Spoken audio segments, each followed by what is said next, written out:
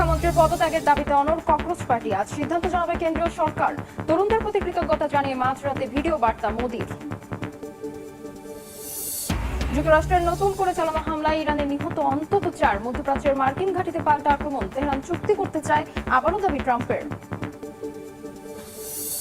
গাজার মধ্যাঞ্চলে রাতভর দখলদারদের বিমান হামলা। পশ্চিম তীরে অভিযানে 4 ফিলিস্তিনির প্রাণহানি। মানবাধিকার সংগঠনগুলোর উদ্বেগ। কিয়েভের রুশ হামলায় নিহত অন্তত 10, আহত 100। বড় ধরনের ক্ষেপণাস্ত্র হামলার প্রস্তুতি নিচ্ছে মস্কো, দাবি জেলেনস্কির। রাশিয়ার কিয়েভে বিস্ফোরণ। এবং যৌন অসদাচরণের অভিযোগে আন্তর্জাতিক অপরাধ আদালতের প্রধান কৌশলী করিম খানকে অপসারণ। বিশেষ অধিবেশনে 82 সদস্য রাষ্ট্রের ভোটে সিদ্ধান্ত। ধর্মেন্দ্র প্রধানের পদত্যাগের দাবিতে অনড় ভারতের ককরোচ জনতা পার্টি। দুই মন্ত্রীর সঙ্গে আলোচনায় বসে সংগঠনটির প্রতিনিধিরা। তারা জানান, আন্দোলনকারীদের দাবি দেওয়ার বিষয়ে সিদ্ধান্ত নিতে শনিবার পর্যন্ত সময় চেয়েছে মোদী সরকার। দাবি আদায় না হওয়া পর্যন্ত বিক্ষোভ চালিয়ে যাওয়ার ঘোষণা দিয়েছে সিজেপি। এদিকে শুক্রবার রাতে তরুণদের প্রতি কৃতজ্ঞতা জানিয়ে ভিডিও বার্তায় ভারতের প্রধানমন্ত্রী নরেন্দ্র মোদী বলেন, প্রশ্ন ফাঁসে জড়িতদের বিরুদ্ধে কঠোর শাস্তির বিধান রেখে নতুন আইন আনা হবে। বিক্ষোভে উত্তাল ভারতের যন্তর মন্তর। মেডিকেলের ভর্তি পরীক্ষার প্রশ্ন ফাঁসের প্রতিবাদে এবং শিক্ষামন্ত্রী ধর্মেন্দ্র প্রধানের পদত্যাগের দাবিতে সোচ্চার আন্দোলনকারীরা। গ্রাফিতি এঁকে গান গেয়ে বিক্ষোভ করছেন তারা। এরই মধ্যেই শুক্রবার কেন্দ্রীয় মন্ত্রী জেপি নাড্ডা ও দ্বিজেন্দ্র সিং এর সঙ্গে আন্দোলনের নেতৃত্বে থাকা ককরোচ জনতা পার্টির প্রতিনিধিদের সঙ্গে বৈঠক হয়। সিজেপি জানিয়েছে, তাদের দাবির বিষয়ে জবাব দিতে শনিবার বিকেল পর্যন্ত সময় চেয়েছে মোদী সরকার। দাবি আদায় না হওয়া পর্যন্ত আন্দোলন চালিয়ে যাওয়ার কথাও জানিয়েছে ককরোচ জনতা পার্টি। যন্তর মন্তরে ককরোচ জনতা পার্টির এই আন্দোলন ধর্মেন্দ্র প্রধান পদত্যাগ না করার পর্যন্ত শেষ হবে না। বিজেপি বা সরকার যদি এই সংকট সমাধান চায়, তাহলে এর একটাই পথ, ধর্মেন্দ্র প্রধানকে পদত্যাগ করতে হবে। এদিকে প্রশ্ন ফাঁস রোধে কঠোর আইন আনার ঘোষণার পর এবার তোড়েছেন ভারতের প্রধানমন্ত্রী নরেন্দ্র মোদী। শুক্রবার প্রকাশিত এক নতুন ভিডিও বার্তায় তিনি বলেন, আগের ভিডিওতে দেওয়া তরুণদের পরামর্শ সরকারের জন্য গুরুত্বপূর্ণ। তিনি সবাইকে ধন্যবাদ জানিয়ে বলেন, জনগণের সঙ্গে এই সংযোগ ভবিষ্যতে আরো শক্তিশালী হবে। এর আগে প্রশ্নপত্র ফাঁসের ঘটনায় উদ্বেগ প্রকাশ করে মোদী জানান, এ ধরনের অপরাধে জড়িতদের বিরুদ্ধে কঠোর শাস্তির বিধান রেখে নতুন আইন আনা হবে। অন্যদিকে টানা 26 দিনের অনশন ভাঙেন সমাজকর্মী সোনম ওয়াংচুক। তার অনশন প্রত্যাহারের পর আন্দোলন ও সরকারের মধ্যে সমঝোতার সম্ভাবনা আরও জোরালো হয়েছে। বিরোধী দলগুলো আন্দোলনের প্রতি সমর্থন জানিয়ে লোকসভায় শিক্ষা সংস্কার নিয়ে আলোচনার আগে শিক্ষামন্ত্রী ধর্মেন্দ্র প্রধানের পদত্যাগ দাবি করেছে। টানা 35 দিন ধরে দিল্লির যন্তর মন্তরে আন্দোলন চালিয়ে যাচ্ছে ককরোচ জনতা পার্টি সিজেপি। বিক্ষোভের উত্তাপে পড়ছে পশ্চিমবঙ্গের কলকাতাও। প্রশ্নপত্র ফাঁস ও কেন্দ্রীয় শিক্ষামন্ত্রীর পদত্যাগের দাবিতে পার্ক সার্কাসের ক্যাম্পাস থেকে মহামিছিল শুরু করেন আলিয়া বিশ্ববিদ্যালয়ের শিক্ষার্থীরা। এ সময় মোদী ও বিজেপি বিরোধী স্লোগান দেন তারা। যুক্তরাষ্ট্র ও ইরানের মধ্যে সংঘাত নিরসনে আলোচনা অব্যাহত রয়েছে বলে দাবি করেছেন মার্কিন প্রেসিডেন্ট ডোনাল্ড ট্রাম্প। তবে তেহরান এখনও চূড়ান্ত কোনো সমঝোতার জন্য প্রস্তুত নয়। ইরানের পররাষ্ট্রমন্ত্রী আব্বাস আরাগচি জানান, বর্তমান সংকট নিরসনে কোনো মধ্যস্থতাকারীর প্রয়োজন নেই, বরং যুক্তরাষ্ট্রকেই তার নীতি পরিবর্তন করতে হবে। এদিকে হাউথির নৌ অবরোধের ঘোষণার মধ্যপ্রাচ্যে সংঘাত বিস্তারের আশঙ্কা বাড়ছে। যুক্তরাষ্ট্র ইরান উত্তেজনার মধ্যেই নতুন করে কূটনৈতিক বার্তা দিয়েছেন মার্কিন প্রেসিডেন্ট ডোনাল্ড ট্রাম্প। শুক্রবার হোয়াইট হাউসে তিনি জানান, সংঘাত অবসান নিয়ে আলোচনা অব্যাহত রয়েছে, তবে তেহরান এখনও চূড়ান্ত সমঝোতার জন্য পুরোপুরি প্রস্তুত নয়। ট্রাম্প বলেন, ইরান আগের যে কোনো সময়ের তুলনায় এখন অনেক বেশি আন্তরিক হলেও চুক্তি হবে কিনা তা এখনও নিশ্চিত নয়। ট্রাম্প আরও বলেন, ইসরায়েলের সঙ্গে সম্পর্ক স্বাভাবিক না করলে সৌদি আরবের সঙ্গে বেসামরিক পারমাণবিক সহযোগিতা চুক্তি এগিয়ে নেওয়া হবে না। তার ভাষায়, আব্রাহাম চুক্তির আওতায় রিয়াদের ইসরায়েলের সঙ্গে সম্পর্ক স্থাপনই হবে সেই সহযোগিতার পূর্বশর্ত। ইরানের পররাষ্ট্রমন্ত্রী আব্বাস আরাগচি বলেছেন, বর্তমান সংকট নিরসনে কোনো মধ্যস্থতাকারীর প্রয়োজন নেই, বরং যুক্তরাষ্ট্রকেই নীতি পরিবর্তন করতে হবে। তিনি জোর দিয়ে বলেন, হরমুজ প্রণালী ইস্যুতে ইরান কোনো চাপ বা হুমকির কাছে নতি স্বীকার করবে না। আরাগচির দাবি, ইরানের জনগণের ন্যায্য দাবি পূরণ না হওয়া পর্যন্ত তেহরান তার অবস্থান থেকে সরে আসবে না। এদিকে হরমুজ প্রণালীর কাছে 30 জন নাবিক বহনকারী বাণিজ্যিক জাহাজে হামলার খবর সামনে আসে। উন্মুক্ত সামুদ্রিক রেডিও যোগাযোগে শোনা যায়, একটি জাহাজকে ইরানের জলসীমার দিকে অগ্রসর না হওয়ার সতর্কবার্তা দেওয়া হচ্ছে এবং ইঞ্জিন কক্ষে হামলার হুমকিও দেওয়া হয়। কিছুক্ষণ পর দিশা নামের জাহাজটি জরুরি বার্তায় জানায়, অজ্ঞাত ক্ষেপণাস্ত্র হামলায় তারা ক্ষতিগ্রস্ত হয়েছে এবং জাহাজে থাকা 30 জন নাবিককে উদ্ধারে অবিলম্বে সহায়তা প্রয়োজন। অন্যদিকে ইয়েমেনের হাউতি নিয়ন্ত্রিত গণমাধ্যম আল মাশিরা দাবি করেছেন পশ্চিমাঞ্চলীয় বন্দর নগরী হুদায়দায় সৌদি আরব বিমান হামলা চালিয়েছে। এর আগে হুতিরা সৌদি আরবের বিরুদ্ধে নৌ অবরোধ ঘোষণা করে এবং 2টি তেলবাহী ট্যাঙ্কারে হামলার দায় স্বীকার করে। জাতিসংঘ এই ঘটনার গভীর উদ্বেগ জানিয়ে বলেছে, লোহিত সাগরে বাণিজ্যিক জাহাজে হামলা এবং সামুদ্রিক চলাচলের ওপর নতুন হুমকি পুরো অঞ্চলে উত্তেজনা আরও বাড়বে। মধ্যপ্রাচ্যের সংঘাত এখন শুধু রণক্ষেত্রেই সীমাবদ্ধ নেই, এর অভিঘাত ছড়িয়ে পড়েছে বৈশ্বিক জ্বালানি ও বাণিজ্য ব্যবস্থায়। হরমুজের পর এবার বাব আল মান্দেব প্রণালীতে হাউথিদের অবরোধের হুমকিতে আবারও $100 ছাড়িয়েছে আন্তর্জাতিক বাজারে অপরিশোধিত জ্বালানি তেলের দাম। বিশ্লেষকদের সতর্কবার্তা, দুই গুরুত্বপূর্ণ নৌপথে সংকট একসঙ্গে তীব্র হলে তীব্র জ্বালানি বাজারে বড় ধাক্কা লাগতে পারে। বিশ্বের জ্বালানি বাণিজ্যের সবচেয়ে গুরুত্বপূর্ণ দুটি চোক পয়েন্ট বা সংকীর্ণ বহুল ব্যবহৃত পথ হল হরমুজ ও বাব আল মান্দেব প্রণালী। ইরান যুদ্ধের আগে হরমুজ দিয়ে প্রতিদিন প্রায় 2 কোটি ব্যারেল তেল পরিবহন হতো, যা বৈশ্বিক জ্বালানি সরবরাহের প্রায় 20%। অন্যদিকে বাব আল মান্দেব দিয়ে প্রতিদিন প্রায় 41 লাখ ব্যারেল অপরিশোধিত ও পরিশোধিত জ্বালানি পরিবহন হয়। এই পথ দিয়েই লোহিত সাগর হয়ে সুয়েজ খাল ব্যবহার করে ইউরোপ, এশিয়া ও আফ্রিকার মধ্যে পণ্য জ্বালানি পরিবহন করা হয়। গেল ফেব্রুয়ারিতে যুক্তরাষ্ট্র ও ইসরায়েলের হামলার পর ইরান হরমুজ প্রণালীতে কড়াকড়ি আরোপ করে। এর জেরে সৌদি আরব নিজেদের তেল রফতানির রুট সরিয়ে নেয়। পূর্বাঞ্চলের আবকাইক থেকে পাইপলাইনের মাধ্যমে তেল পশ্চিম উপকূলের ইয়ানবু বন্দরে নিয়ে সেখান থেকে বাব আল মান্দেব হয়ে ভারত, চীন ও অন্যান্য এশীয় বাজারে পাঠানো শুরু হয়। বর্তমানে সৌদি আরবের দৈনিক প্রায় 25 লাখ ব্যারেল তেল এই পথ দিয়েই যাচ্ছে। তবে হরমুজ এড়াতে যে পথকে বিকল্প হিসেবে ব্যবহার করা হচ্ছিল, সেটিও এখন ঝুঁকির মুখে। হরমুজের পর এবার বাব আল মান্দেবেও সংঘাতের ছায়া পড়ায় বৈশ্বিক জ্বালানি ও বাণিজ্য ব্যবস্থায় নতুন চাপ তৈরি হয়েছে। ইরান সমর্থিত হাউথিরা সৌদি আরবের বন্দর ও তেলবাহী জাহাজের বিরুদ্ধে নৌ অবরোধ ঘোষণার পর একাধিক তেলবাহী ট্যাঙ্কার গন্তব্য পরিবর্তন করেছে। ঘটেছে হামলার ঘটনাও। এরই মধ্যে এই দুই নৌপথে যুদ্ধ ঝুঁকির বীমা কয়েকগুণ বেড়েছে।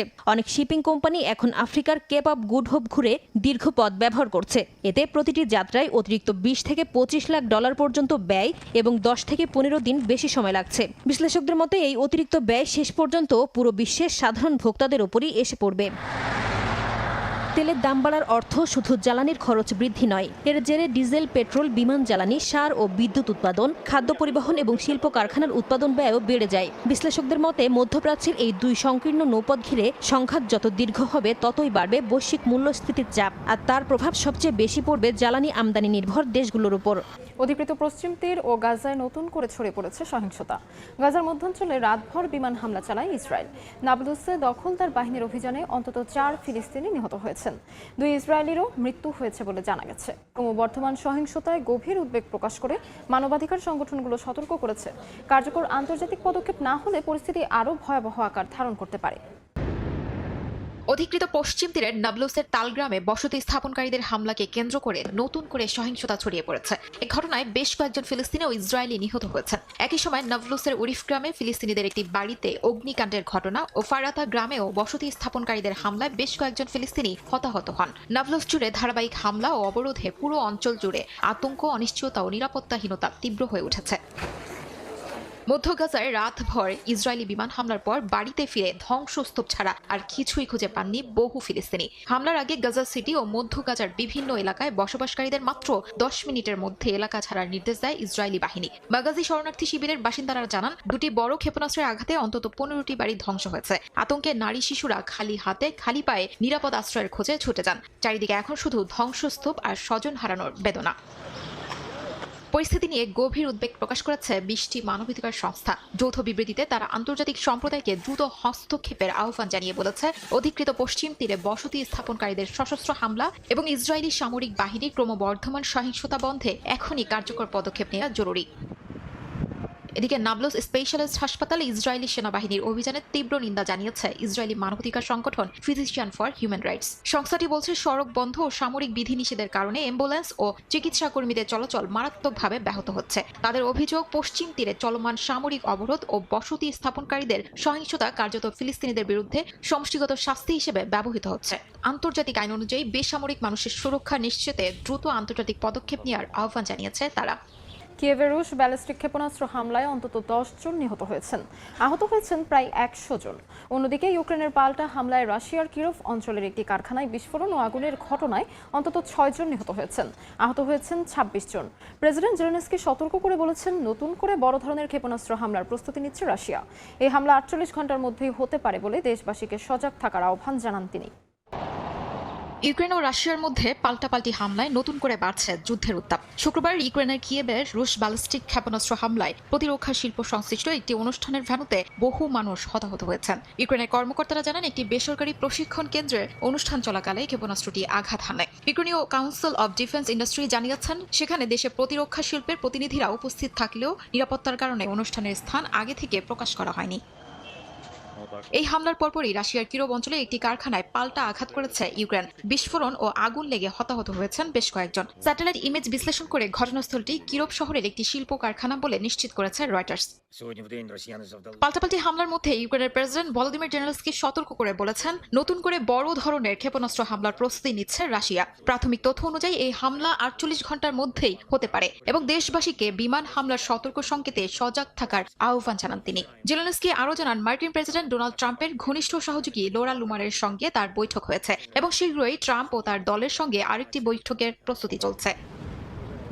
অন্যদিকে পূর্ব সাইবেরিয়ার ইরকুতস্কে একটি বিমান উৎপাদন কারখানা পরিদর্শন করেছেন রুশ প্রেসিডেন্ট ভ্লাদিমির পুতিন। সেখানে MC-21 যাত্রীবাহী উড়োজাহাজ এবং ইয়াক-130 যুদ্ধ বিমান প্রশিক্ষণ বিমান ঘুরে দেখেন তিনি। ক্রেমলিন জানিয়েছে, রাশিয়ার বিমান শিল্পের উন্নয়ন পর্যালোচনার অংশ হিসেবেই এই সফর। এরপর ওমেস্কে রাশিয়া কাজাকিস্তান আন্তঃআঞ্চলিক সহযোগিতা ফোরামে অংশ নেওয়ার কথা রয়েছে পুতিনের। লেবাননে যুদ্ধবিরতির আলোচনা চললেও থামছে না ইসরায়েলি আগ্রাসন। গত মার্চ থেকে দেশটিতে দখলদার বাহিনীর হামলায় এ পর্যন্ত 4328 জন নিহত এবং 12232 জন আহত হয়েছেন। এখনও লেবাননের দক্ষিণাঞ্চলের কিছু এলাকা ইসরায়েলের দখলেই রয়েছে। এর মধ্যেই আবারও গোপনে সক্রিয় হওয়ার চেষ্টা করছে জঙ্গি গোষ্ঠী IS। এমন পরিস্থিতিতে দেশটিতে শান্তি ফেরানো নিয়ে আরও বেড়েছে অনিশ্চয়তা। যুদ্ধবিরতির আলোচনা চলছে, হয়েছে নতুন চুক্তিও, কিন্তু লেবাননের দক্ষিণাঞ্চলে থামছে না ইসরায়েলি আগ্রাসন। চলমান হামলায় প্রতিদিনই বাড়ছে হতাহত মানুষের সংখ্যা। দখলদার বাহিনীর বর্বরতা থেকে বাদ যাচ্ছেন না উদ্ধারকর্মীরাও। এরই মধ্যেই লেবাননের আল মানসাউরি ও মাজদাল জুন এলাকায় ভয়াবহ হামলা চালায় ইসরায়েল। প্রত্যক্ষদর্শীরা জানান, বিস্ফোরণের শব্দ 15 কিলোমিটার দূরের টাইল শহর পর্যন্ত শোনা গেছে। স্থানীয়রা বলছেন, কাগজে কলমে যুদ্ধবিরতি হলেও সীমান্তের গ্রামগুলোতে প্রতিদিনই হামলা ও ভবন ধ্বংস এখন নিয়মিত ঘটনা হয়ে গেছে। গত জুনে যুক্তরাষ্ট্রের মধ্যস্থতায় লেবানন ইসরায়েল একটি কাঠামোগত চুক্তি হয়। সেই চুক্তি অনুযায়ী ধাপে ধাপে লেবাননের দক্ষিণাঞ্চল থেকে সেনা সরিয়ে নেওয়ার কথা ইসরায়েলের, কিন্তু হামলা অব্যাহত থাকায় চুক্তির ভবিষ্যৎ নিয়ে প্রশ্ন উঠছে। আগস্টে ইতালিতে এই ইস্যুতে আবারও বৈঠক বসার কথা দুই পক্ষের। এদিকে যুদ্ধের মধ্যেই নতুন উদ্বেগ তৈরি করেছে ইসলামিক স্টেট IS। সম্প্রতি লেবাননের ত্রিপলি থেকে গ্রেপ্তার করা হয়েছে এক মিশরীয় নাগরিককে। লেবাননের নিরাপত্তা বাহিনীর দাবি, তিনি সিরিয়ায় IS এর গুরুত্বপূর্ণ নিরাপত্তার দায়িত্বে ছিলেন এবং সংগঠনটির বিভিন্ন গোপন কার্যক্রম সমন্বয় করতেন। নিরাপত্তা বিশ্লেষকদের মতে IS এখন আর আগের মতো বড় বাহিনী গড়ে তোলার চেষ্টা করছে না, বরং ছোট ছোট গোপন সেল, ব্যক্তিগত যোগাযোগ এবং টেলিগ্রাম, ফেসবুকের মতো অনলাইন প্ল্যাটফর্ম ব্যবহার করে নতুন সদস্য সংগ্রহ করছে। IS এর শক্তি আগের তুলনায় কমলেও সীমিত পরিসরে হামলা চালানোর সক্ষমতা এখনও রয়েছে বলে সতর্ক করেছেন নিরাপত্তা বিশ্লেষকরা।